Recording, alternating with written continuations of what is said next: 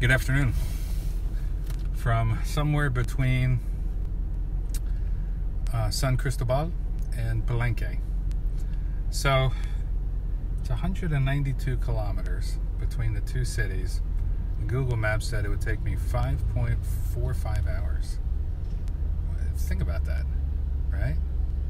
That's crazy. I'm like, well, all right, we'll see how it goes.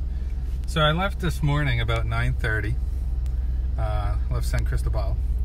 It is now 2 o'clock, and I've only managed to go about 110 kilometers in 4.5 hours.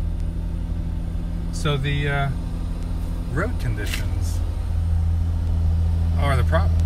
This is it's a mountain. Wow, look at this truck climbing the hill here. 3 miles an hour probably. So anyway, the topes or speed bumps are just, I mean, I don't have the right words for it.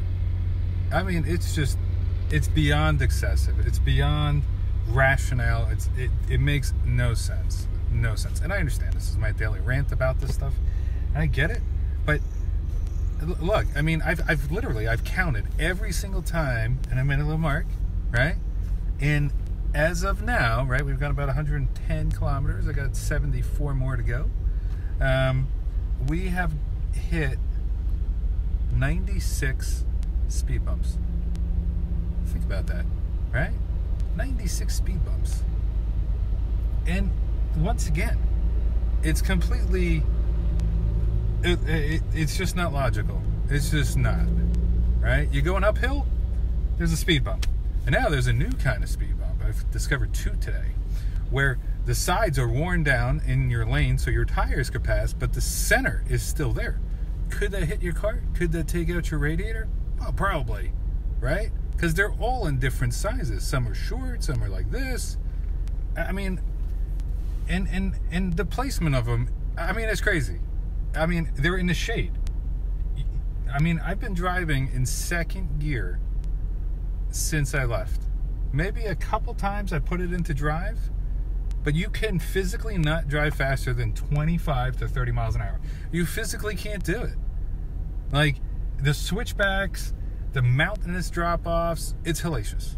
So, look, I'll continue ranting, but I'll flip around and I'll get moving because I still have another 74, 75, yes, whatever, kilometers to go here. So second gear, and then you can see there's trucks like what are we doing here? Like, you know, we don't need a turn signal, we don't need stoplights, tail lights, we don't need any of that. It's fine, whatever. So, but you got turns that are, you know, 120 degrees going downhill, and then you got a switchback going 120 degrees the other way, and then you may have like 2 or 3 topes in between. Every 5 miles or 3 miles, I gotta stop, and I gotta restrap my tanks, I gotta restrap my bags, I gotta restrap all that stuff down because it continuously just gets loose. So look, I mean, you know, I really wish I had more positive things to say today. Try to focus on the positive, not the negative. But today's been one of the most difficult driving days that I've had in such a long time. I mean, I've driven in countries, maybe not all over the world, but I've driven in other countries. I've driven in Costa Rica, I've driven in France and Ireland. And, I mean, this, I've never seen anything like it. This is just, it's mentally taxing on you. Like, you become so paranoid that you're going to hit one of these topes. It's in the shade. And there's been about 15 of them where I'm going right now, 24 miles an hour, 22 miles an hour. And you just can't see it. There's a line painted over it. It's the same color as the asphalt. It's in the shade, and bang, you hit it 20, 25 miles an hour. And I'm not the only one, right? People in front of me, they slam into this thing just as well. I mean, it's just, I can understand why it says it's going to take over 5, almost 6 hours to go 192 kilometers. At this rate, I still have 72 kilometers to go. And, you know, in miles, I've gone 88 miles so far, and I probably have about 60 miles left, right? So at this rate, I'm probably going to make it there by 6 o'clock tonight, right? It's just, it's brutal. So, the camping spot at El Rancho RV, you know, that was good. The first option was not good. Wasn't really even a camping place, right? So El Rancho was good. I was the only one there. Pretty much, I didn't see any other campers, no RVs. They do have a nice community fireplace and pool table, and but it was just pretty much me by myself. So just kind of made some dinner and went to bed early, and just did that, right? And got up this morning, some coffee, made some breakfast for myself and the dog that was hanging out there, right? Because I don't know, there's always some hungry animal somewhere, and I just can't not feed the animal, right? So anyway, I was thinking about going to find a hotel in San Cristobal and making a video of the city, but I'm burning time because, you know, I rented a place in Tulum, and that starts on the 21st, or it started on the 21st, and we're past that date now, and so I kind of need to get there sooner rather than later.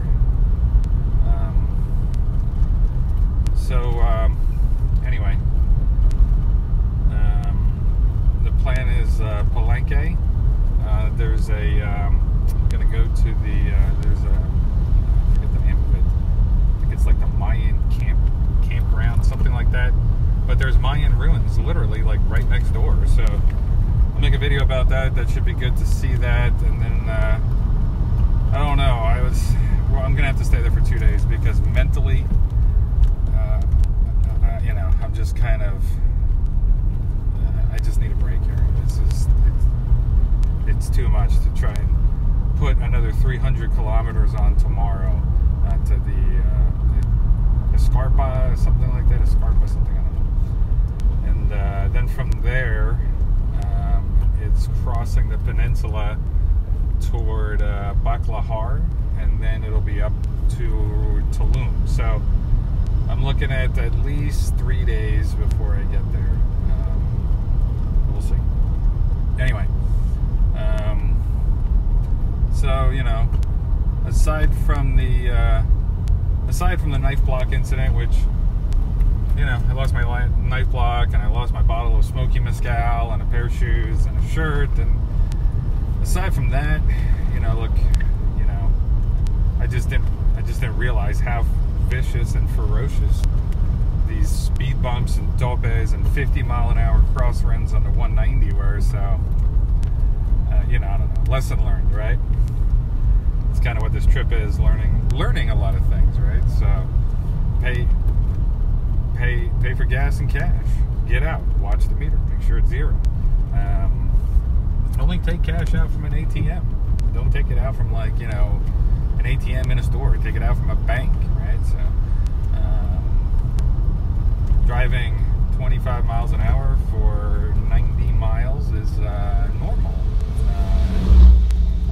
You know, I will say, in terms of vehicles, I mean, when I was thinking about doing this trip, I thought of potentially, you know, going with something else, going with like an AM General, a deuce and a half. You know, you can pick those up for anywhere between 10 and 20,000, and then outfitting it. But there is no way that you would be able to take something that big into half of these cities that I've seen. Like, you would never get that into San Miguel de Allende. You would never get that into San Cristobal, right? There's a bunch of other cities that you would just not be able to. It's too big. It's physically too big. So, although the car is challenging, you know, with the cargo carrier and everything, that's really the only downfall. I really should have put a lift kit into the car. They do make it, right? I just, the drawback I had with it was that it's not recommended to use airbags, because that lift cup that goes in the back rear axle can rupture those airbags. So I didn't really want to do that. I think maybe now they have a different billet. They have like a billet aluminum, billet steel that they put in there. Is a little bit different, but that I think would have been the way to go, because, you know, every single speed bump you come into is just like, am I gonna bottom out? Do I have to cross this thing sideways? Why is half of it missing? Right? I like when they just spray paint the word peligro on the road, which means danger. Well, what's ahead of me, right? Is it a pile of stone? Is it some speed bump? Oh, look at this, random people walking down the road here. You know, I mean, like, what's the danger, right? So, anyway, I know it's getting kind of long here, so I'll make another video probably tomorrow. See, like, look at this thing. Look at it. Oh, God. So, oh, look at this. Perfect. Got a little rope block. No. So, here's some of the stuff you deal with, right? Is like roadblocks and this kind of stuff, and you know, I mean, what do you do, right? Like, what do you do with this? It's come on. So, anyway, I mean, they're kids, and it's just like a pain in the ass, and it's just like, what do you do? You know what I mean? I mean, they're, you know, do you want to run the rope over? Do you want to? So at this point, you know what I mean? It's like, you go ahead and put the rope up. I see if I give a shit. All right, you know what I mean? No. So it's like, you know, I understand they don't got money and they got this and they got that, but look, I mean, look, I got enough problems, right? I'll be glad to take the 6,000-pound vehicle and just run through your little rope, right? So, not to be an asshole, but, you know, it's been a pretty difficult day. The day's not even half over yet, and I'm not dealing with, like, we're gonna put this rope block, and then we're gonna extort you for money and bang on your car. Yeah, best of luck with that, right? So, anyway, Merry Christmas. I know it's coming up. I hope whatever you have going on is, goddamn, of course, another one, right? Oh, of course. I hope whatever you have going on is special. And thank you for everybody for subscribing. I know we didn't make 100, but we still have a couple more days, so it's always that possibility. And be safe. And the road continues on with more topes. Of course, look at this. I tell you, topes. Pain in my ass. Oh, look at this. We got the police over here. Okay. All right. So take care. I'm gonna go.